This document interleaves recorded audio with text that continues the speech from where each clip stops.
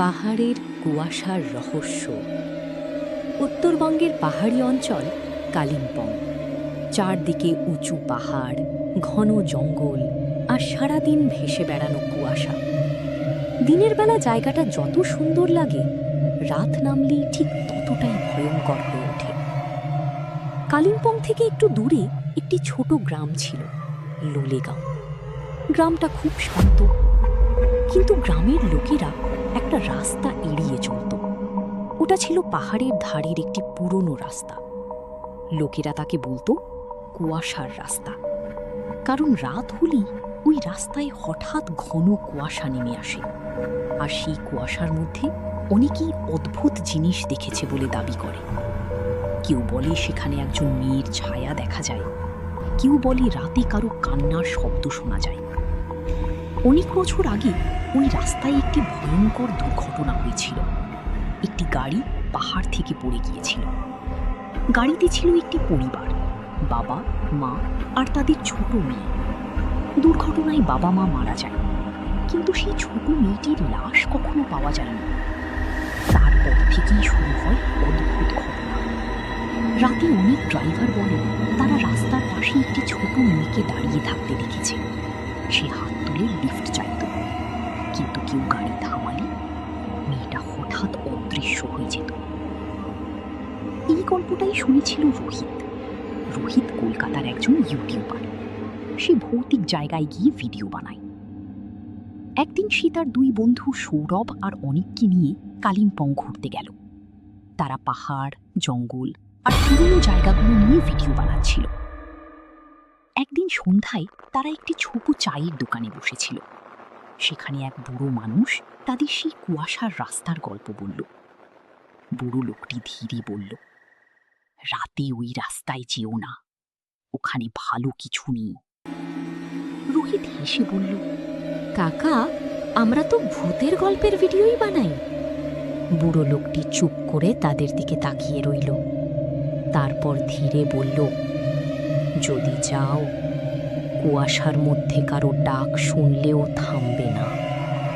এই কথাটা শুনে তিনজনেরই একটু অদ্ভুত লাগলো, কিন্তু ইউটিউবের ভিডিওর জন্য তারা ঠিক করলো রাতেই সেখানে যাবে। কুয়াশার রাস্তা। রাত প্রায় 11:30। তিনজন গাড়ি নিয়ে পাহাড়ি রাস্তার দিকে রওনা দিল। আকাশে চাঁদ ছিল, কিন্তু পাহাড়ের মধ্যে আলো খুব কম ছিল। রাস্তা প্রায় ফাঁকা।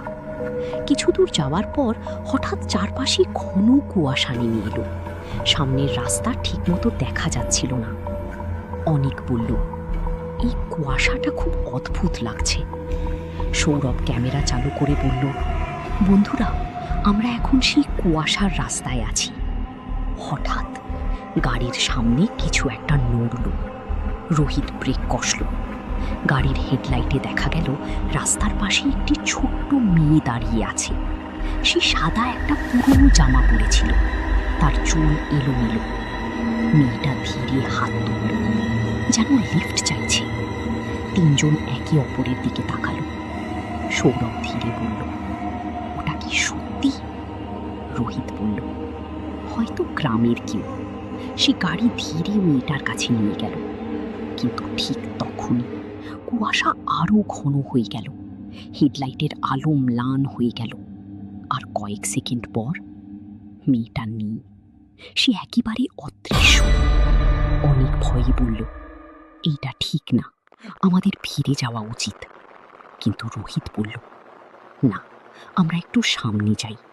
গাড়ি আবার চলতে শুরু করলো। হঠাৎ দূর থেকে একটা শব্দ শোনা গেল, কারো কান্নার আওয়াজ, যেন একটা ছোট মেয়ে কাঁদছে। কান্নাটা পাহাড়ের ঢাল থেকে আসছিল। সৌরভ ধীরে বলল, তোমরা শুনছ? রোহিত গাড়ি থামালো। সবাই নেমে পড়ল। কুয়াশার মধ্যে সেই কান্নার শব্দ আরো স্পষ্ট হচ্ছিল। অনেক বলল, আমার মনে হয় আমাদের এখানে থাকা ঠিক না। কিন্তু রোহিত টর্চ নিয়ে সামনে এগোলো। পাহাড়ের ধারে একটা পুরনো গার্ড রেল ছিল, তার নিচে গভীর খাদ। হঠাৎ কুয়াশার মধ্যে আবার সেই মেয়েটাকে দেখা গেল। সে পাহাড়ের ধারের কাছে দাঁড়িয়েছিল। এইবার তার মুখ দেখা যাচ্ছিল, তার চোখ দুটো অদ্ভুত ফাঁকা। সে ধীরে বলল, আমাকে বাড়ি নিয়ে চলো। সৌরভের হাত থেকে ক্যামেরা প্রায় পড়ে যাচ্ছিল। রোহিত এক পা এগিয়ে গেল। ঠিক তখনই মেয়েটা ধীরে পিছিয়ে গেল, আর তারপর সে সরাসরি খাদের দিকে হাঁটতে শুরু করলো। রোহিত চিৎকার করে বলল, এই দাঁড়াও। কিন্তু কয়েক সেকেন্ডের মধ্যে মেয়েটা কুয়াশার মধ্যে মিলিয়ে গেল। তিনজন দ্রুত গাড়ির কাছে ফিরে এলো। তাদের সবার মুখ ফ্যাকাশে। সৌরভ বলল, আমরা এখনই এখানে থেকে চলে যাই। ঠিক তখনই গাড়ির ক্যামেরা নিজের থেকেই চালু হয়ে গেল। স্ক্রিনে কিছু একটা দেখা যাচ্ছিল। গাড়ির পিছনে কুয়াশার মধ্যে সেই মেয়েটা দাঁড়িয়ে আছে। এইবার সে হাসছিল। তার হাসিটা একদম অস্বাভাবিক। রোহিত দ্রুত গাড়ি স্টার্ট দিল। গাড়ি দ্রুত পাহাড়ি রাস্তা দিয়ে নিচে নামতে লাগলো। কিছু দূর যাওয়ার পর কুয়াশা ধীরে ধীরে কমে গেল। তারা অবশেষে গ্রামে পৌঁছালো। পরের দিনের রহস্য। পরের দিন সকালে তারা আবার সেই জায়গায় গেল, কিন্তু দিনের আলোয় জায়গাটা একদম স্বাভাবিক লাগছিল।